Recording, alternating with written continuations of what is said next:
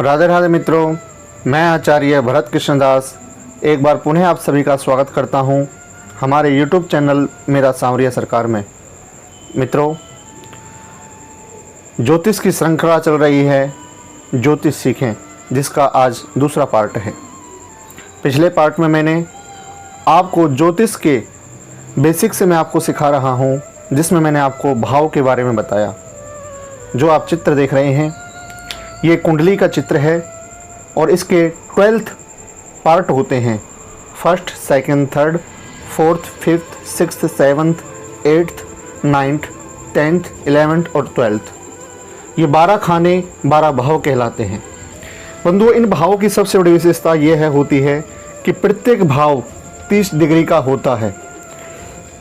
जिन्होंने ज्योतिष सीखे का प्रथम पार्ट नहीं देखा है, फर्स्ट पार्ट, वो ज़रूर देखें, क्योंकि यदि आप ज्योतिष सीख रहे हैं और वास्तविक में एक अच्छा ज्योतिषी बनना चाहते हैं तो आपको क्रमबद्ध तरीके से चलना होगा। यदि आप बीच में से वीडियो को देखते हैं तो आपकी समझ में नहीं आएगा। इसलिए आपसे गुजारिश करता हूं कि प्रथम भाग से आप ज्योतिष देखेंगे तो निश्चित तौर पर आप अच्छी तरह से सीख पाएंगे। तो मैं आपको बता रहा हूं कि हर पार्ट जो होता है, हर हाउस जो होता है, हर भाव जो होता है, हर घर जो होता है, वह 30 डिग्री का होता है। तो इस तरह से हमारे 12 जो भाव हैं वो टोटल 360 डिग्री के होते हैं। अब एक बात मैं आपको बताना चाहता हूँ, जहाँ पर फर्स्ट हाउस लिखा हुआ है, जो प्रथम घर है, तो मित्रों मैं आपको बताना चाहता हूँ कि जो ये हाउसेस जो होते हैं वो फिक्स होते हैं।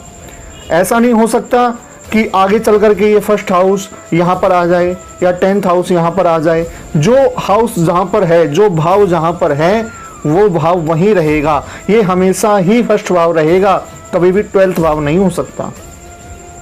इनमें राशियाँ कैसे आएंगी वो मैं आपको आगे की जो वीडियोस आएंगी उनमें आपको ज़रूर बताऊंगा। पहले हम इस टॉपिक को आज क्लियर करते हैं कि भाव क्या होते हैं। मैंने आपको पिछली वीडियो में भी बताया कि जो ये first house, 4th house, 7th house और 10th हाउस को हम केंद्र भाव कहते हैं। First house, 5th house, 9th house को हम त्रिकोण भाव कहते हैं, जिसको मूल त्रिकोण भी कहा जाता है। केंद्र भाव और त्रिकोण भाव कुंडली के अच्छे भाव गिने जाते हैं। ये हमेशा ही शुभ फल देते हैं। 6th हाउस, 8th हाउस और 12th हाउस ये कुंडली के त्रिक भाव कहे जाते हैं। ये हमेशा ही जातक को बुरा फल देते हैं। अब हम बंधुओं बात करते हैं, जैसा कि मैंने आपको पिछली वीडियो में भी बताया और मैंने कहा था कि मैं आपको संबंधों के बारे में बताऊंगा कि कौन सा भाव किस संबंध, किस रिलेशन को, जातक के किस रिलेशन के बारे में बताता है। जैसे कि यह भाव है छोटे भाई बहनों को दर्शाता है, यह भाव है बड़े भाई बहनों को दर्शाता है। उस तरह से 12 के 12 जो भाव हैं वह कौन कौन से रिलेशन को दर्शाते हैं। इसलिए वीडियो को अंत तक देखें। उससे पहले मैं एक रिवीजन के तौर पर आपको पिछली वीडियो से जोड़ करके चलता हूं, ताकि जो नए दर्शक जो हैं, अगर आप पहली बार वीडियो को देख रहे हैं तो वो भी समझ जाएं कि क्या चल रहा है। तो इस सेकंड पार्ट में मैं फर्स्ट पार्ट को जोड़ते हुए चलता हूं। हमने जाना कि प्रथम भाव, सेकंड भाव, थर्ड भाव, ये जो भाव हैं ये क्या दर्शाते हैं, किस चीज़ के कारक तत्व हैं ये। तो आज हम थोड़ा सा उसके विषय में चर्चा कर लेते हैं। देखिएगा, प्रथम भाव जो होता है वह लग्न भाव कहलाता है। यह भाव हमेशा हमारे मस्तिष्क के बारे में बताता है, हमारे मन के बारे में बताता है कि हमारा तन कैसा होगा, हमारा मन कैसा होगा। तो ये हमारा शरीर का भाव कहलाता है। दूसरा भाव धन भाव होता है। तीसरा भाव भ्राता का भाव होता है। चौथा भाव माता का भाव होता है। पांचवा संतान का भाव होता है। छठा भाव रोग का भाव होता है। सातवां भाव जया का भाव होता है। आठवां भाव आयु का भाव होता है। नौवां भाग्य भाव होता है। 10वां कर्म भाव होता है। 11वां लाभ भाव होता है और 12वां खर्चे का भाव हम जानते हैं। अब हम बात कर रहे हैं कि जो कुंडली के भाव हैं, कुंडली का हर भाव शरीर के किसी न किसी अंग को दर्शाता है। जैसे पहला भाव जो है वह चेहरे को दर्शाता है। दूसरा भाव जो है वह गर्दन को दर्शाता है। तीसरा भाव बाजू को दर्शाता है। चौथा भाव छाती को दर्शाता है। पांचवा भाव पेट को दर्शाता है। छठा भाव पेट से नीचे का जो हिस्सा होता है, पीछे की तरफ उसको दर्शाता है। 7वां भाव गुप्त अंगों को दर्शाता है। 8वां भाव शौच स्थानों को दर्शाता है, जो कि पेट से नीचे की तरफ जो होते हैं उनको दर्शाता है। 8वां भाव शौच स्थान को दर्शाता है। 9वां भाव जंघा को दर्शाता है। 10वां भाव घुटने को, 11वां भाव पिंडलियों को और 12वां भाव पैर को दर्शाता है। अब कुंडली के सभी भावों को जो स्वामी होते हैं, जैसे कि फर्स्ट भाव, इसका जो स्वामी होगा, मान कर के चलो कि फर्स्ट भाव है और इस भाव में 1 लिखा हुआ है, तो 1 का अर्थ हो गया फर्स्ट राशि, मतलब मेष। तो फर्स्ट भाव का जो स्वामी होगा, मेष का जो स्वामी होगा, वह मंगल होता है। यह मैं आपको अगले पार्ट में बताऊंगा कि राशि क्या होती हैं, उनके स्वामी कैसे देखे जाते हैं। लेकिन जो भावों की चर्चा चल रही है, तो मैं इस टॉपिक को क्लियर करते हुए चल रहा हूं कि जो प्रथम भाव होता है, इसका जो स्वामी होगा, उसको ज्योतिष की भाषा में क्या कहते हैं। तो बंधुओं, फर्स्ट भाव के मतलब इसको हम लगन कहते हैं, तो लगन का स्वामी लग्नेश हो गया। द्वितीय भाव का स्वामी द्वितीयेश हो गया। तृतीय भाव का स्वामी तृतीयेश हो गया। चतुर्थ भाव का स्वामी चतुर्थेश हो गया। पंचम भाव का स्वामी पंचमेश हो गया। षष्ठम भाव का स्वामी षष्ठेश हो गया। सप्तम भाव का स्वामी सप्तमेश हो गया। अष्टम भाव का स्वामी अष्टमेश कहलाएगा। नवम भाव का स्वामी नवमेश कहलाएगा। उसी तरह से 10 भाव का स्वामी दशमेश कहलाएगा। एकादश भाव का स्वामी एकादशेश कहलाएगा और द्वादश भाव का स्वामी द्वादशेश कहलाएगा। तो बंधुओं, मैं स्टेप बाय स्टेप आपके हर टॉपिक को क्लियर करता चल रहा हूँ। अब हम बात करते हैं कि जो प्रथम भाव है वह किस चीज़ का कारक तत्व है। बंधुओं, जो यह कुंडली का प्रथम भाव, जिसको लगन भाव कहते हैं, वह भाव हमारी शरीर की बनावट, रंग, रूप, चेहरा, व्यवहार, चरित्र, स्वयं के व्यक्तित्व और स्वास्थ्य को दर्शाता है। यदि कोई भी व्यक्ति हमारे पास कुंडली दिखाने के लिए आता है, हम कुंडली एनालाइज करते हैं और बात चल जाती है उसके चरित्र के बारे में, तो सबसे पहले हम कुंडली का प्रथम भाव देखेंगे, जिसको हम लगन कहते हैं। उस लगन से हमें उस व्यक्ति के चरित्र का पता चलेगा। उसी तरह से सेकंड भाव जो होता है वह धन से संबंधित, जैसे कि बैंक बैलेंस यदि उसका देखना हो, उसकी सेविंग देखनी हो, परिवार, वाणी उसकी कैसी है, कैसा वह बोलता है, गला, दांत, दाईं आँख, पड़ोसी और गर्दन का विचार सेकंड हाउस से किया जाता है। थर्ड हाउस के बारे में बात करें तो थर्ड हाउस से व्यक्ति के स्वयं का पराक्रम देखा जाता है। ये देखा जाता है कि उसके अंदर कितना धैर्य है, वह कितना परिश्रम कर सकता है, ये भी तीसरे भाव से देखा जाता है। फिजूल की मेहनत करता है कि नहीं करता है, छोटे भाई बहनों के साथ उसका कैसा संबंध है, ये तीसरे भाव से देखा जाता है। छोटी मोटी यात्राएं जब व्यक्ति करता है तो वह तीसरे भाव से देखा जाता है। उसके मित्र मंडली कैसी है, कितनी है, उसका फ्रेंड सर्कल कैसा होगा, सब तीसरे भाव से विचार किया जाता है। सामाजिक मेल मिलाप होगा या नहीं होगा, किस लेवल का होगा, वह सभी तीसरे भाव से विचार किया जाता है। शारीरिक क्षमता, माता की मृत्यु का विचार भी तीसरे भाव से किया जाता है। गुप्त शत्रु, श्वास संबंधी रोग, दायां कान, कंधे और बाजू का विचार भी, शोल्डर जो हमारे होते हैं उनका विचार भी थर्ड हाउस से किया जाता है। अब बात करते हैं चौथे भाव के बारे में। चौथा भाव गाड़ी, भूमि, मकान, माता, सुख सुविधाएं, जन्म भूमि जहाँ पर हमारा जातक का जन्म होता है, अचल संपत्ति, कहीं पर जमीन में गड़ा हुआ धन, छाती का ऊपरी हिस्सा, दिल, फेफड़े का विचार हम चौथे भाव से करते हैं। अब बात करते हैं पंचम भाव की।